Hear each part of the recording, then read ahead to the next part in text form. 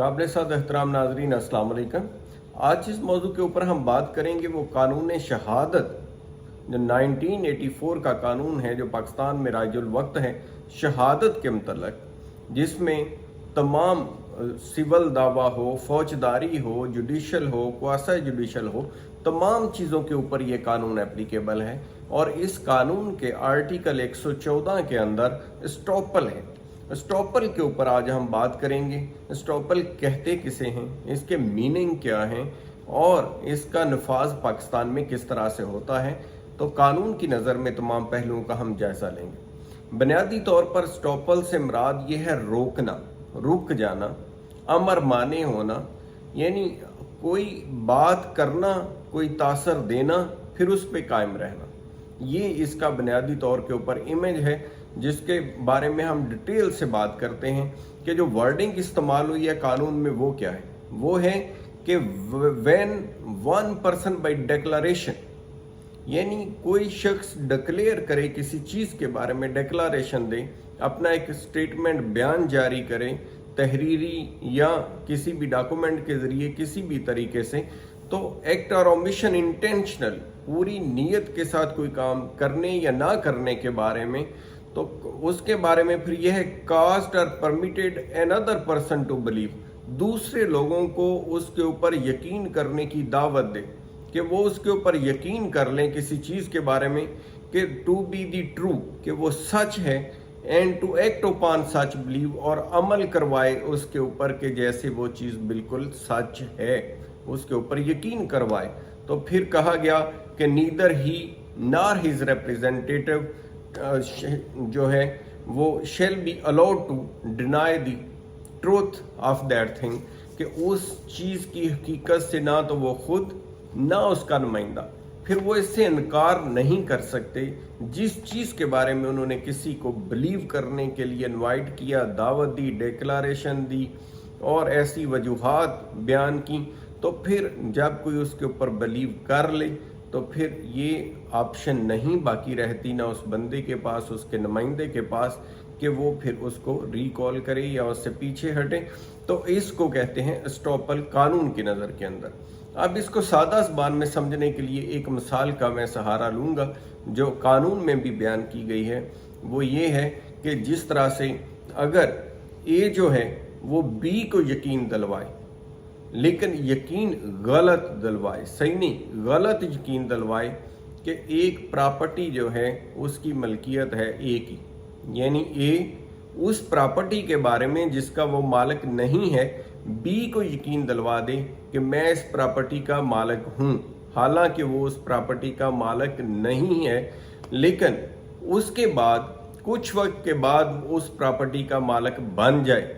तो फिर बी को हक हासिल होता है कि वो उस एग्रीमेंट के ऊपर जिसके ऊपर ए ने यकीन दिलवाया था प्रॉपर्टी के मतलब कि मेरी है, अमल करवाए और उससे जो उसने उस यकीन के तहत उससे ख़रीद ली थी, उसको अमाउंट दे दी थी, एग्रीमेंट कर लिया था, उस एग्रीमेंट के ऊपर अमल करवाए। तो इस तरह से उसको, पहले शख्स को, ए को, जिसने ये यकीन दिलवाया था, ये कानून जो स्टॉपल है ये बाउंड करता है कि वो अपने अल्फाज, अपने एक्शन और अपने वर्ड्स का पाबंद है, उस एग्रीमेंट का पाबंद है जो उसने बी के साथ करके उसको यकीन दिलाया था कि ये प्रॉपर्टी उसकी मिल्कियत है, लिहाजा उसे वो प्रॉपर्टी देनी पड़ेगी और बी हकदार होगा उस एग्रीमेंट के ऊपर अमल दरामद करवाने का। आगे हम सर्विस मैटर्स के ऊपर आप देखते हैं कि रोज़मर्रा ज़िंदगी के अंदर ये प्रिंसिपल बहुत ज़्यादा अप्लाई होता है। इसके अंदर ये होता है कि बहुत सारे ऐसे केसेस आते हैं जिनके ऊपर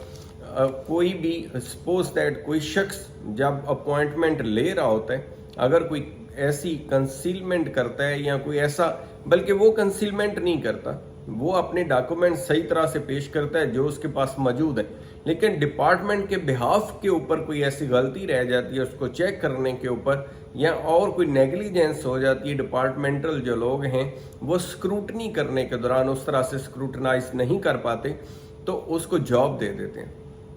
जॉब देने के बाद वो शख्स ज्वाइन कर लेता है, तो ज्वाइन करने के कुछ देर के बाद जब महकमे को, डिपार्टमेंट को ये पता चले कि हमने तो इसको गलत ज्वाइनिंग दे दी है, इसकी तो एबिलिटी जो थी, जो रिक्वायर्ड डॉक्यूमेंट्स थे, यानी जो मार्क्स होने चाहिए थे, जो रेशो होनी चाहिए थी, वो गलत कैलकुलेट कर ली गई है। हालांकि डॉक्यूमेंट्स जो दिए उस शख्स ने वो ठीक थे, उसने बोनाफाइडी से दिए, जो उसकी एजुकेशन थी, जो वो उसके मार्क्स थे, उसने सही पेश किए, तो उसके ऊपर फिर रूल ऑफ स्टॉपल अप्लाई कर जाता है इस बुनियाद के ऊपर कि उस शख्स के अंदर एक राइट अक्रू कर गया है, जिसने ज्वाइन कर ली नौकरी, उसके ऊपर एक एक्ट के ऊपर अमल हो गया, तो जो डिपार्टमेंट है he is bound by the rule of estoppel, फिर उसको निकाल नहीं सकता। लेकिन याद रहे इसके अंदर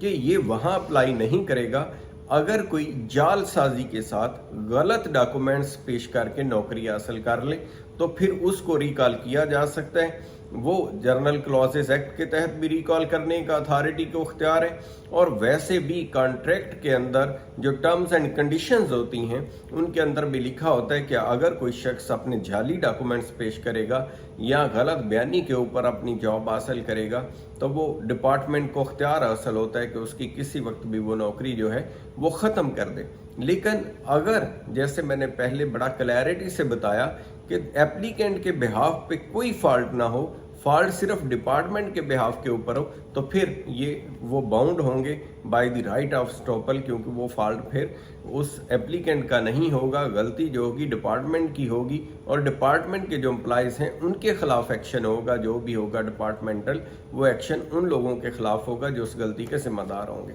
आगे अगर फर्दर इसको हम देखते हैं एप्लीकेबिलिटी के हवाले से, तो उसमें तमाम जो पाकिस्तान के अंदर जितनी भी कोर्ट्स हैं, जितने भी ट्रिब्यूनल हैं, तमाम के अंदर ये प्रिंसिपल लागू होता है, क्योंकि कानून शहादत जो है वो तमाम प्रोसीडिंग जुडिशल, क्वासा जुडिशल और तमाम प्रोसीडिंग के ऊपर एप्लीकेबल है। तो लाइक वाइज जो आर्टिकल 114 है कानून शहादत का, स्टॉपल का, ये भी तमाम प्रोसीडिंग्स के ऊपर एप्लीकेबल है। लेकिन इसकी भी एक एक्सेप्शन है, वो एक्सेप्शन ये है कि आर्बिट्रेशन जहां होगी, सालसी का जहां कानून आएगा, वहां ये अप्लाई स्टॉपल नहीं करेगा, क्योंकि सालसी का एक अपना लॉ है, वो आर्बिट्रेशन एक्ट 1940 के तहत डील होता है, तो लिहाजा उसके ऊपर इसकी एप्लीकेशन नहीं होगी, बाकी तमाम चीज़ों के ऊपर इसकी एप्लीकेशन होगी। आगे फिर ये है कि दूसरा जो एक चीज़ है वो एक और टर्म इसी से रिलेटेड मिलती जुलती, जो इसी को स्ट्रेंथन करने के लिए यूज़ होती है, वो है एप्रोबेट एंड रेप्रोबेट। अब ये वर्ड्स आम का जो हमारे नाजरीन हैं उन्होंने शायद ये पहली दफ़ा सुने हों। एप्रोबेट और रेप्रोबेट का मतलब ये होता है कि एक पर्सन जो है वो किसी चीज़ को एक तरफ तो एक्सेप्ट करे, अप्रूव करे, और दूसरी तरफ रिजेक्ट करे। किसी भी ऐसे डॉक्यूमेंट को, वो डॉक्यूमेंट हो सकते हैं, वो कोई इंस्ट्रूमेंट हो सकता है, तो उसके मुकम्मल उस डॉक्यूमेंट के अंदर तमाम टर्म्स एंड कंडीशंस को या तो कोई शख्स एक्सेप्ट करेगा या रिजेक्ट करेगा। ऐसा नहीं हो सकता। इसके बारे में कॉमनली जो आम ज़बान में लफ्ज़ इस्तेमाल होता है कि ठंडा गर्म एक ही सांस में नहीं लिए जा सकते, या ठंडा या गर्म, दोनों में से एक ही चॉइस करनी होगी। तो इसके अंदर ये है कि एप्रोबेट रेप्रोबेट के अंदर भी ये है कि भाई जो इंस्ट्रूमेंट है उसको सारे को या एक्सेप्ट करो या रिजेक्ट करो। तो ये भी प्रिंसिपल स्टॉपल की ही एक सेकेंडरी सिचुएशन है, जो उसी को सपोर्ट करने के लिए अदालतें जजमेंट्स के अंदर जिसका रेफरेंस देती हैं। तो इस तरह से जो कानून है स्टॉपल का,